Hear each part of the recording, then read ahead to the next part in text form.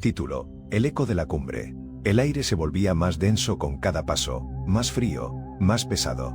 La mochila parecía multiplicarse en peso, aferrándome a la tierra mientras ascendía por la senda escarpada. Éramos 4, perdidos en la inmensidad de esa montaña olvidada, atraídos por las promesas de vistas panorámicas y aire puro. Éramos turistas, aventureros ingenuos buscando escapar del asfalto y el ruido. Ingenuos. La montaña, sin nombre en los mapas que conseguimos, se alzaba solitaria, como un diente cariado en la mandíbula de la tierra. Los lugareños susurraban leyendas sobre ella, cuentos de espíritus antiguos y rituales olvidados. Nosotros, por supuesto, los ignoramos. La aventura era más atractiva que la superstición.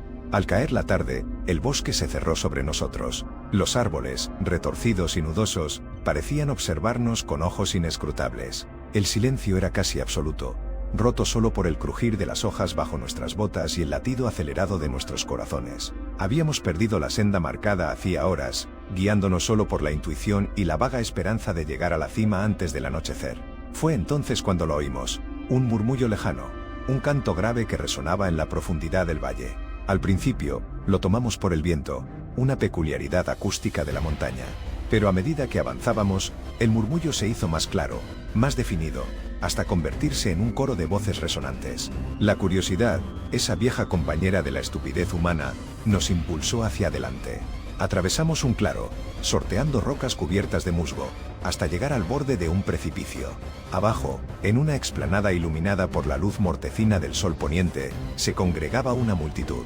Vestían túnicas oscuras, sus rostros ocultos por capuchas. Alrededor de un altar de piedra toscamente labrado, danzaban al ritmo de tambores guturales, sus cuerpos contorsionándose en movimientos extraños y antinaturales. El canto se intensificó, un mantra hipnótico que parecía perforar la propia roca de la montaña. Una secta, susurró Elena, la más escéptica del grupo, con una mezcla de fascinación y temor.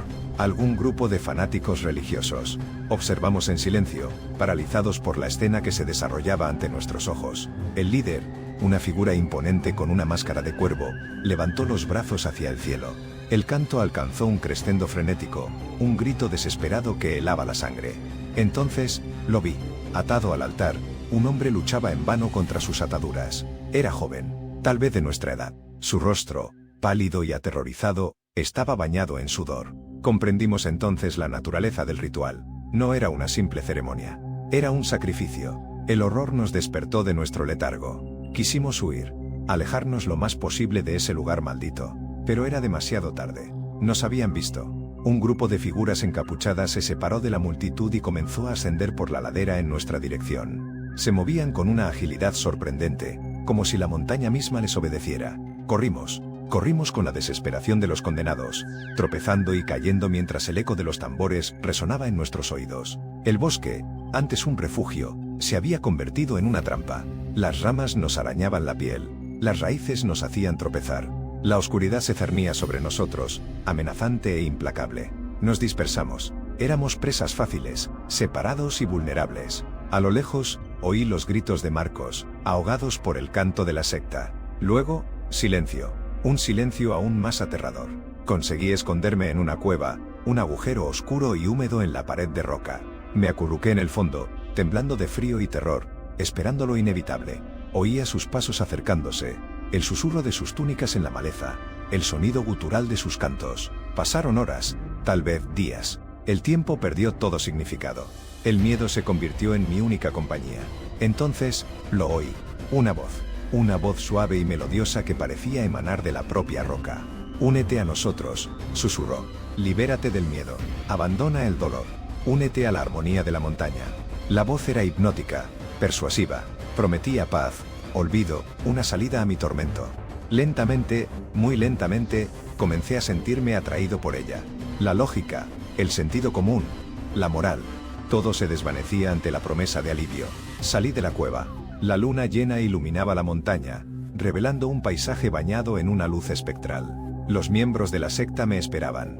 Sus rostros, antes ocultos, ahora eran visibles bajo la luz de la luna. Estaban sonriendo con una expresión de calma beatífica que me heló la sangre. El líder, con su máscara de cuervo, se acercó a mí. Extendió su mano huesuda y me ofreció una túnica oscura. «Únete a nosotros», repitió la voz, ahora amplificada por el coro de la secta. «Conviértete en uno con la montaña». Miré la túnica, miré los rostros sonrientes, miré la cima de la montaña, donde el altar de piedra esperaba su próxima víctima. Y entonces, lo entendí. La voz no era la montaña, era la secta. Era el poder corruptor que emanaba de ese lugar maldito, una fuerza ancestral que se alimentaba del miedo y la desesperación. Rechacé la túnica. El rostro del líder se ensombreció. La sonrisa se desvaneció, reemplazada por una expresión de furia implacable. «Has elegido tu destino», gruñó. Me atacaron. No recuerdo mucho de lo que sucedió después. Solo fragmentos, gritos, golpes, la sensación de caer, la oscuridad. Desperté al amanecer, tirado en la ladera de la montaña. Estaba cubierto de heridas y magulladuras, pero vivo, milagrosamente vivo. Logré llegar al pueblo más cercano. Conté mi historia a la policía. Me tomaron por loco. No encontraron rastro de la secta, ni del altar, ni de mis compañeros. La montaña guardaba sus secretos. Regresé a la ciudad. Intenté olvidar, pero el eco de la cumbre resonaba en mi interior. Una constante advertencia. Un recordatorio de la oscuridad que acecha en los lugares más remotos de la tierra, y en los rincones más oscuros de la mente humana. A veces, cuando duermo, oigo la voz. La suave y melodiosa voz que me invita a unirme a ellos. Y a veces, me pregunto si no debería haber aceptado la túnica. Quizás, al final, hubiera sido mejor unirme a la armonía de la montaña. Quizás, al final, hubiera sido mejor dejarme consumir por el eco de la cumbre. Porque ahora sé que nunca podré escapar realmente de ella. La montaña me reclama, y yo, inevitablemente, regresaré.